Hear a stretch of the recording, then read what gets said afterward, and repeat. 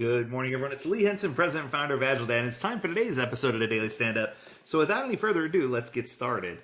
Today is a special day. Today I wanted to talk to you about, drumroll, the single biggest mistake organizations make when they try to adopt Agile. I know what you're thinking already. It's impossible to boil it down to one, but I have. The single biggest mistake, the number one problem that organizations face. I know you're saying, why are you keeping me waiting? Tell me already. The number one problem organizations face is that they try to consistently reorganize and remanipulate and reconfigure people instead of rallying around and organizing the work. It sounds so simple, but it really isn't. Organizations always try to restructure, the way that they do people organization, or they try to organize around projects with people and break the work down instead of organizing the work in such a way. Let me give you some examples, and I think you'll see where I'm going with this. Instead of keeping the teams fluid and having the teams swarm in a limited work in progress, organizations tend to keep the work fluid, and they keep the work increased and switch the teams up to get the best people on certain things they're working on. I think once we get into this, you'll understand. So when you start to organize around projects, right? When you start to organize around projects, some things happen. One, it becomes incredibly inefficient and disruptive to just keep starting over and over on new projects, right? So when you're starting on something new and then you start on something else new and you start on something else new and you switch people every time and say, this time you get Susie, next time I get Susie, and we'll trade her back and forth. It just winds up being completely disruptive, right? Then you have to ask yourself, how many products or projects can we simultaneously launch and have in motion at any given time? The concept of WIP goes out of the window because most business schools teach leadership that you should launch as many things as possible to see what's going to be the best outcome. And what I can tell you is that couldn't be further from the truth, especially in an agile work environment. It's important for us to limit the number of projects in scope so that we can have the ability to forecast and get our head around the work, right? But I think the most important probably is not only do we have those projects outlined or trying to launch them, but are you taking on too many things at once? Are you trying to swallow the whole elephant one bite at a time? What I can tell you from experience is that that is not a good thing.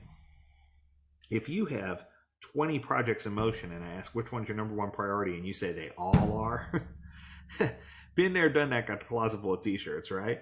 You can't do that with backlog items, much less projects. And then you take that key individual and you go, okay, Jen, here's what we need you to do. Since you're our star performer, we're going to put you 38% on this project, 79% on this project, 61% on this project, 42% on this project, and 19% on this project. Because if you add that together, that equals 100% of your time.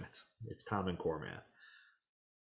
It's wrong is what it is, right? It's incorrect math. And I think that too often we do this. And you can't say no or, well, they'll fire you. So, turn the volume up to 11, right?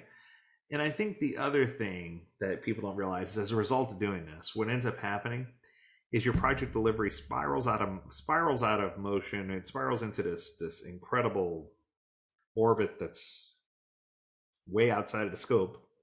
And you become incredibly unpredictable. It sounds sad, but it's true. If everything's a number one priority, there's no way I'm going to be able to tell you how predictable you really are, right? And that's supported from a study from the Standish Group from ages ago. Was it 94 or 95? But I think the key is to know what to do instead. So I'm going to give you a couple of keys.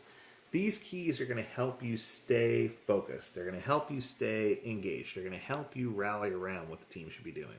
So key number one is you want to organize around stable teams.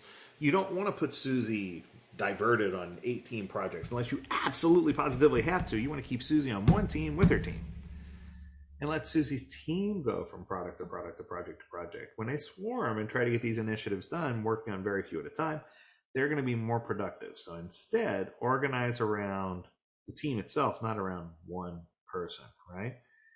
you need to make sure you understand that when you take Susie, you're taking her whole team, and that her whole team is going to do the best they can. You're going to eliminate inefficiencies, and you're going to get things done faster. Number two, you're going to teach product owners and teams how to respect WIP, WIP, work in progress limits, and how to work only to capacity if necessary.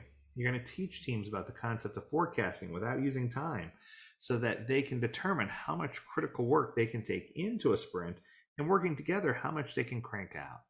Because I do think that the world of work is changing. In the past, where people didn't care so much about metrics, and it was, do it feels right, man. Just make sure you get something delivered of value.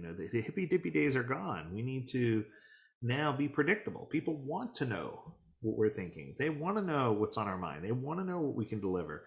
And agility and predictability used to not even be in the same sentence, because it used to be more fluid and research and inspect and very adaptive.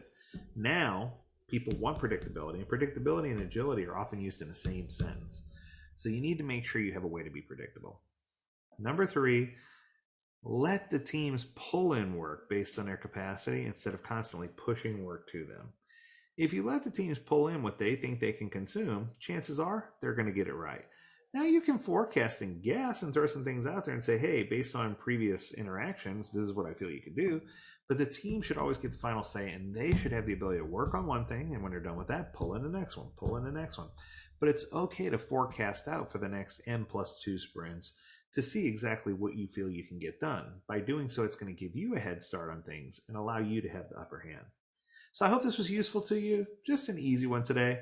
If you'd like to learn more about this topic or any other, feel free to reach out to us at learnmore@agiledad.com. We would love to hear your thoughts, your ideas, and keep this conversation going. As always, we encourage you to stay healthy, stay well, and stay agile, my friends. Until next time, do take care.